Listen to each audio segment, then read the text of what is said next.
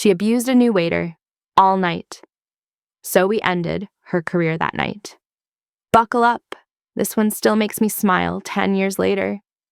Back in 2015, while I was grinding my way through nursing school, I worked nights as a waitress at a restaurant that took itself very seriously. Not in a pretentious way, but in a pride way. We didn't advertise, no billboards, no coupons, no social media promos. This place lived and died by word of mouth, which meant one thing above all else. Reputation mattered.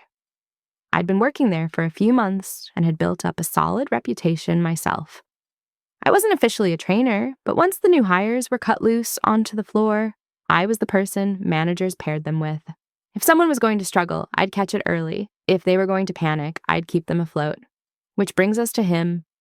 He was an older guy, quiet, awkward, clearly nervous, but genuinely kind and hardworking. It was his first night running a full section on his own. He was placed right next to me so I could keep an eye out and jump in if needed. And oh boy, did he need it? Early into the shift, a table of 6 20-somethings sat down in his section. Loud, confident, the kind of energy that makes your shoulders tense the moment you greet them. A few minutes later, he came to me looking panicked. "They're asking for something that's not on the menu," he whispered. "She says the other location makes it all the time." I checked the menu. Nope, not listed. But I also knew it wasn't worth putting a brand new server in a confrontation on night 1. So I told him, "Ask the kitchen.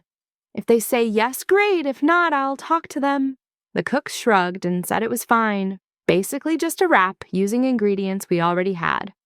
Crisis averted. Or so we thought.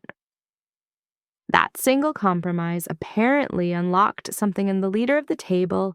From that point on, every time he returned to the table, every single time, she demanded something new, extra sauce, then different sauce, another drink, then ice, napkins, then different napkins.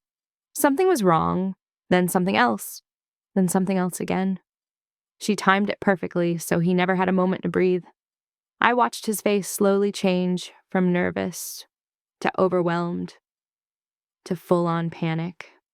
I started quietly helping, checking his other tables, running food, covering refills, just so he could survive that one table.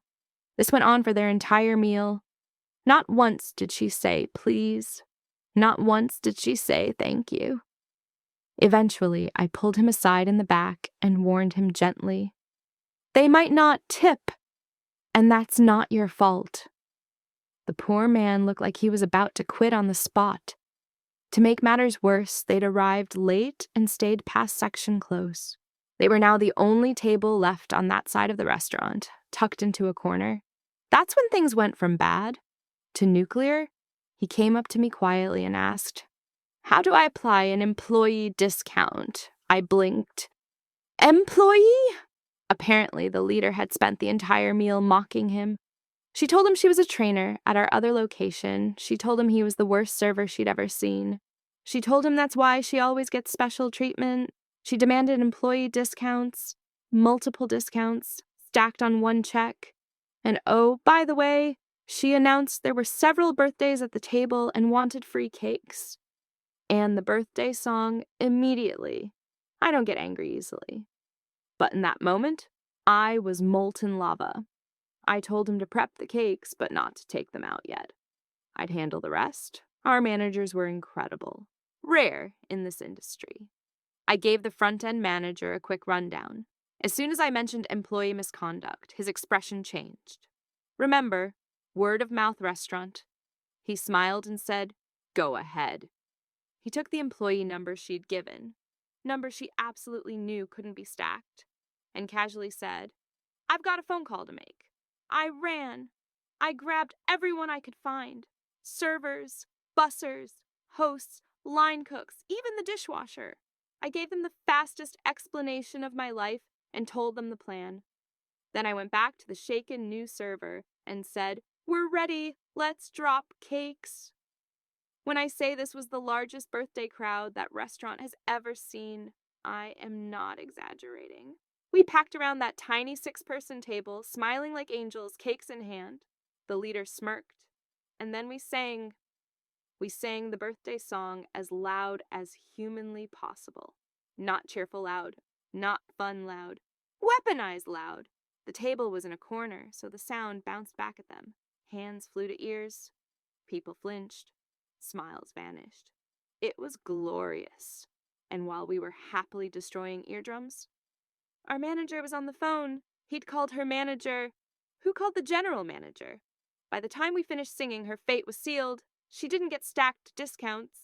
She didn't get any discount. I watched as my manager handed her the phone at the host stand.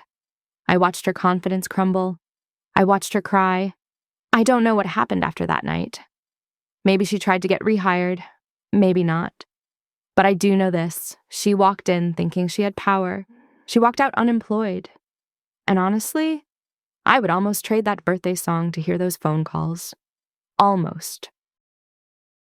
My boss kept forcing me to work late, so I let HR read his emails. If you only read the title, I probably sound petty. But trust me, this didn't come out of nowhere. I'd been working at my company for a little over 2 years. On paper, everything looked fine. I met deadlines, got good performance reviews, and never caused problems.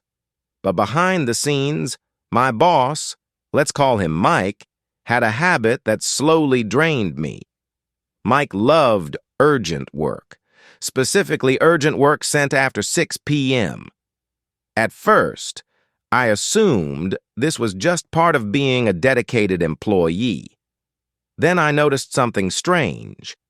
My coworkers weren't staying late. They weren't answering emails at night. Somehow, the emergencies always landed on my desk. It became a pattern.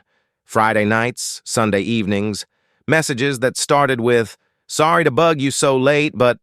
One night, Mike emailed me at 7:30 p.m. saying I had to stay late to finish a report he had forgotten to assign earlier.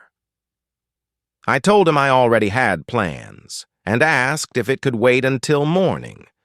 That's when his tone changed.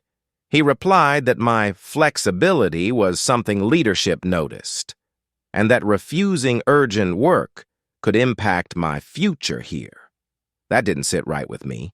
So instead of staying late, I went home and started digging. I searched my inbox and found months of after-hours emails. Dozens of them. Most weren't actually urgent. Some even conflicted with deadlines he'd given other team members. In a few cases, I realized I'd been doing work that should have been his responsibility. Then I remembered something from onboarding. HR had mentioned that all work emails were archived on the company server, so I made a decision. I forwarded a carefully selected batch of emails to HR with a short, polite message. "Hi, I'm looking for clarification. I seem to receive a significantly higher number of after-hours requests compared to my peers. Is this standard practice for my role?" No accusations, no emotion, just facts.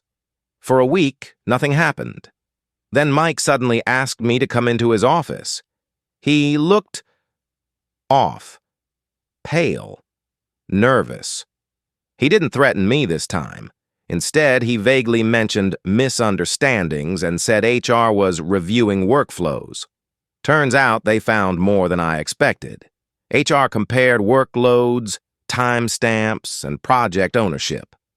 They discovered Mike had been quietly pushing his own tasks onto me, then presenting the finished work as his during meetings. A week later, an all-company email announced that Mike was pursuing new opportunities outside the company.